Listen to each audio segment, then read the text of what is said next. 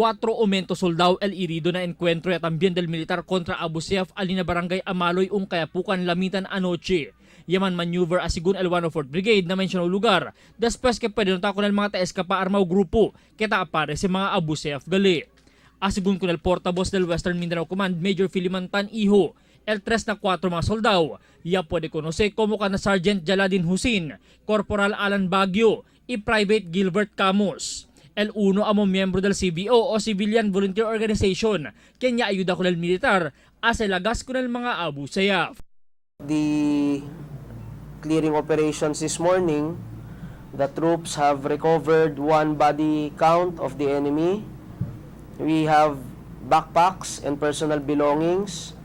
There are several blood stains in the area. To include, there was description of also human tissues around. So this is brought about by artillery fires. Na encuentro, un Abu Sayyaf también el encontra muerto na mismo lugar. Kaya asigun na militar, ya dehaya lang sila por causa con el volume of fire, ya larga el militar kontra kanila.